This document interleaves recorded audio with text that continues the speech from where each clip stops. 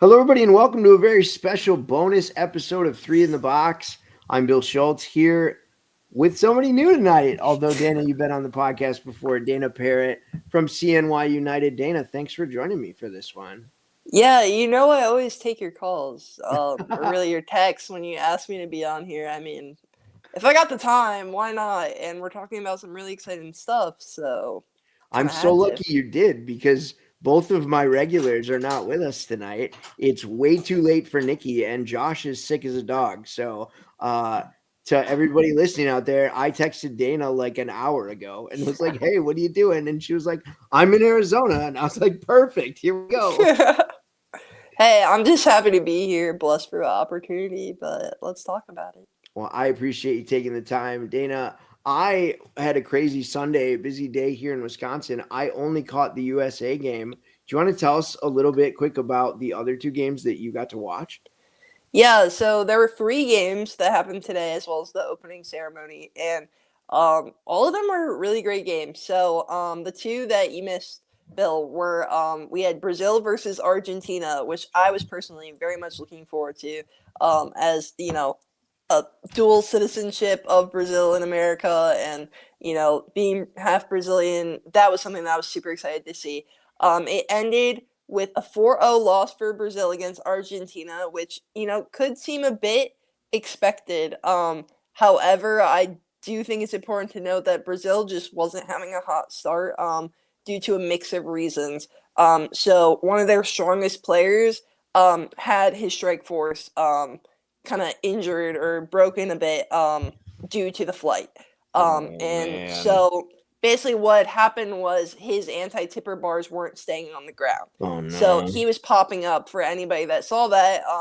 And obviously, FIFA and everybody running the tournament, we got to make sure players are safe. And, Yeah. he quickly got told, this isn't safe for you. This isn't safe for anybody. And he knew that it wasn't playable. So I think that really shook them up. I think that led to their lineup completely changing. In a sense that, it's not the players that are changing, but the positions tactically. I got a chance to speak with them because I know some Portuguese and my mom's like completely fluent. And I think their goalie, it was his first time in goal. So Oh that wow. just Okay. shows you that they're rattled. And I think that if it was different circumstances, it could have been 2-0, or even tied. Who knows? So I'm really hoping Brazil, pushes strong because obviously I'm gonna root for them, but my money's on USA, and we always got to root for them first. For So that sure. was a great game. Well, in context, Dana, just to round off the point, I mean, Yeah, if you think about a brand new goalie and their best player's chair not working, a 4-0 scoreline against a team like Argentina is not it's half not bad bad. when you factor that in, right? Exactly. So I'm just hoping that they keep their spirits up, and I think this is what's going to test Brazil. Is this going to be your mental toughness, right? My friend Kirsten always talks about. She's saying how, you know, how are you able to bounce back and like that resilience that you have in you when things don't go your way? Because I think personally that's what separates the good teams from the great teams. Are you able to come back after a loss? So this is time for Brazil to, show that hey, maybe they are here to really play. But if they're not that resilient, it could be kind of a tough tournament for them. So I'm really hoping for For the sure. best. For sure. Um, And that was Michael Archer's pick. Our buddy Michael Archer it picked was, picked and Brazil top two for this tournament. So we need him to bounce back for Michael. yeah, they need to bounce back for Michael, for me, and my mom. We gotta, Yeah. make our Brazilian peeps proud. And Love it. but what's cool there is even if they don't do their best there this tournament, like they're still a good squad, and I think that there's potential there. So it's not to say that they won't do good in the future. All learning experience, right? I mean, all Yeah. all learnings to take away. But hopefully they can bounce back and we can get that chair fixed and see the full potential Brazil in their next match. You want to talk a little bit about Uruguay Canada real quick? Yeah, so that was like another great match. We had, one of USPSA's own, Evan Palmer playing in Yeah, that, which is so cool because that's also his home court, or what used to be because now he plays on that's Auburn. true. Yeah, yeah. But he's been playing at Ability 360 for Hmm. a good couple of years, I believe, and Hmm. that's what got him, to make Team Canada. learning from Tony Jackson and getting to play. We got to see him shine, and here we got to see him shine in a different way, on Team Sure. Canada. So he got a good amount of minutes. What I saw was, Canada loved to just rotate their players a lot. I think almost all their players, got subbed in or out at one point. So I think that, to be clear, the score line, it was 3-0, Canada losing, Uruguay winning. So personally, it seems a little expected just because Uruguay made the last World Cup, they're established. Like, I don't think they ended in the complete bottom. Like, I know that they beat at least Northern Ireland, so they didn't get last, Right. solid squad. But yeah, it was a good game. I think that those subs almost kind of hurt Canada a little Mhm. bit. But also, like, what do I know? I'm just watching for fun, you know? So, like, obviously it's easy to critique. But they have so many good players. They They got do. players from Siva who I just got to play.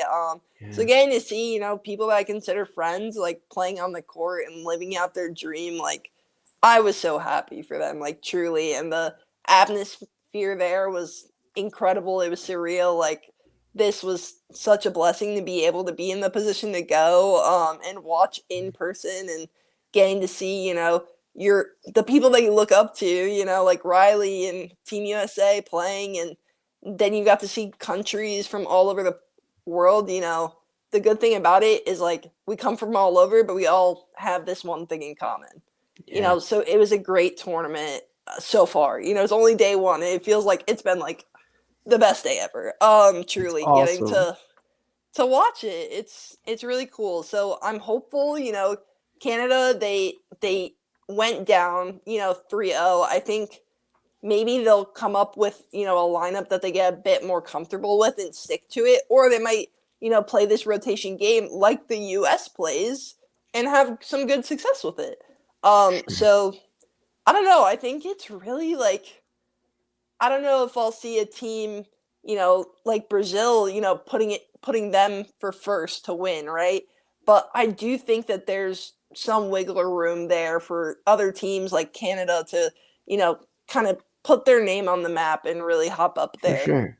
For sure. Well, and you take teams like Canada and teams like Brazil. I mean, everybody goes into these tournaments with different goals. Everybody wants to qualify for the World Cup, of course. Yeah. When you look at these teams like Canada and Brazil that are newer to the tournament, and even a team like Mexico, like we're going to talk about in Yeah. just a second, right? Like obviously they want to make the World Cup, but you look at a team like Mexico that's coming in for the very, very first time, or a team Mhm. like Canada that isn't necessarily picked to win. Like maybe it makes sense for teams like that to rotate players and figure out what works and know that we're going to see these teams again and again and again in the future. And what do we have to do to sort of position ourselves to be a contender as we move forward in time? I think, a 3-0 score against Uruguay is also a respectable score line for a team that's 100%. still putting their pieces together. Yeah, and especially if they don't, have that chemistry like other, teams like you see England, it's been the Right. same squad for years, right? Right. So that chemistry is built. And even people like Riley and Pete have been playing forever. Yeah. So when you have these players, all great individual players, it's just not quite clicking yet. But that doesn't mean that it's not going to click really soon, if not this tournament. So For that's sure. what's exciting is like you never know who's gonna sprout up when. I don't think anybody thought Argentina would get fourth at the last World Cup, Right. but they made that mark and did it. Yeah. So I think sky's the limit for either team. I think even Mexico. I know 6-0 is like a really tough loss, but you're also playing on like the team favorited to win. Right. Well, let's talk about it, right? Let's get Yeah. into it. USA Mexico. I was excited. I was telling Dana pre-show. I have like 4 pages of notes on this game. I couldn't get enough of this game. I thought it was so much fun to watch. Some things we expected, some things we didn't, right? I actually thought in the very beginning, I sort of thought we got off to a slow start. At least it felt that way. It's hard to take a 6-0 scoreline and go, oh, it was a slow start. But if you'd have told me that the game ended 10-0, I wouldn't have been that surprised. Yeah.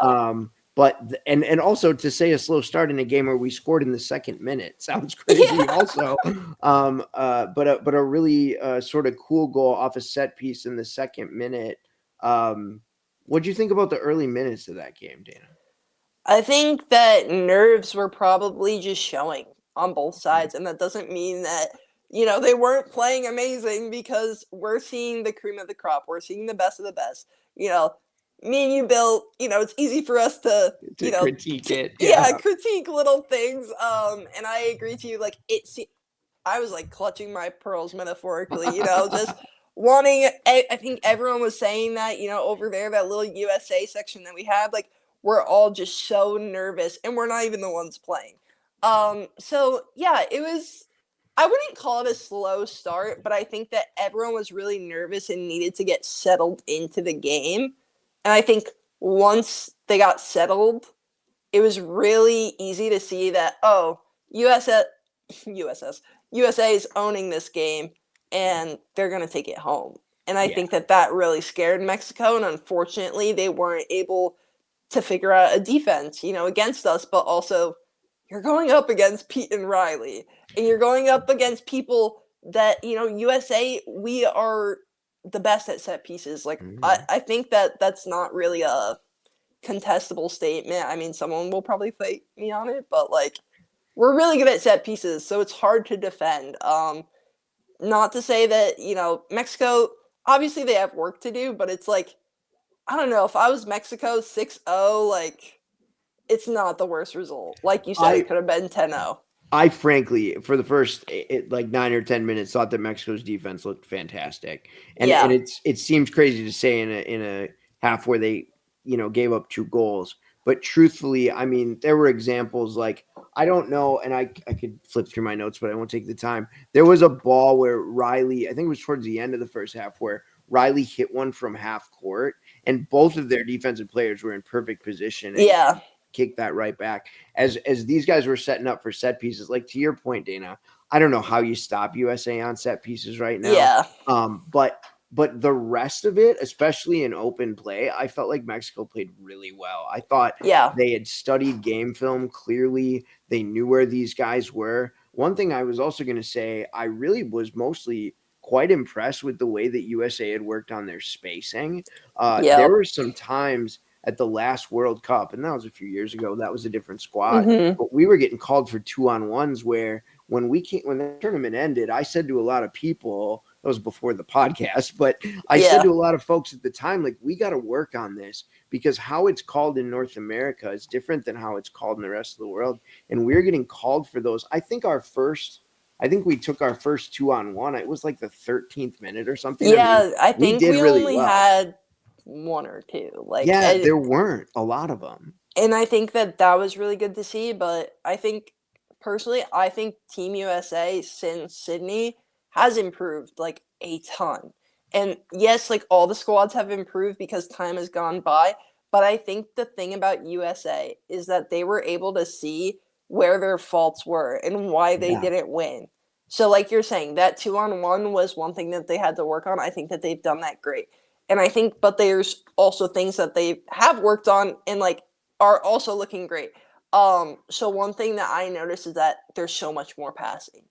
I feel like between Yeah. Team USA, But and I I think think it's that because of the spacing, because I yeah, think those guys have worked on their spacing. I was really impressed with how, like, on both sides, like on ball side, that spacing is really good. And on the weak yeah, side, when the ball swings back around, like Pete and Jordan were taking their full circles and getting around and mm-hmm, back into position on the other side. I was frankly, it's hard for a team like this who's so good to impress me. I was really impressed with their spacing and their movement.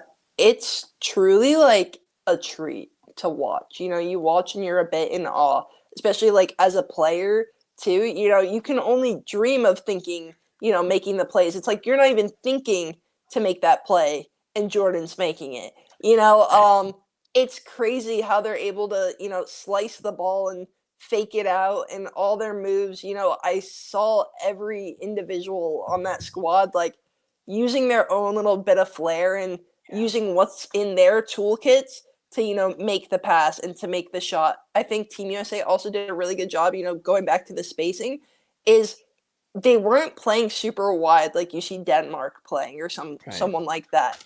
But what you did see is them getting, just a little bit outside that 3 meters, so that it's just outside of 2-on-1. So you have that little bit of an advantage to, be able to pass and stuff like that. But you're not getting called for a 2-on-1. Right. And I think that also another thing that I thought was really great, I talked to Nathan about today, was there were a few times, not many times, where any pressure was put on Team USA. But let's say a ball, got sent backwards and went past the center, got away from him. Nathan was right there to push it back up into a pass, which I don't know if we saw as much of in Sydney. So seeing like that develop as well, Nathan becoming a bit more dynamic, coming out of the box a little bit more than he used to. I think that that's also pushing them up offensively and helping us. So yeah, I'm really impressed, but I think that this is only the beginning. I think everybody's excited for that Argentina match tomorrow because that's when USA is really going to be put to the test. I made a note, and I was just trying to see if I could find when it was, but I made the note that like the first time we needed Nathan to touch the ball, he was right there, and the Yeah. timing was perfect. I was like, "Oh, Nathan's playing up." I hadn't even realized it, but he was Yeah. exactly where we needed him to be when we needed him to be there. It's awesome.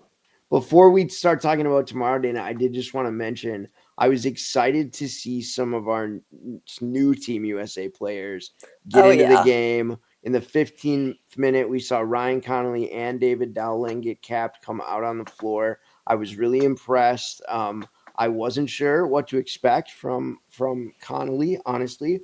I haven't seen him play a lot out on the West Coast. Surprised to see his name on the roster, but I thought he slotted in really well. David, it seemed, took over at center, and Riley kind of slid over. And I thought that both of those guys played really well. And, both Tony and Peyton on the broadcast were saying this, but it didn't seem like we lost any quality when those guys came into the game. Yeah.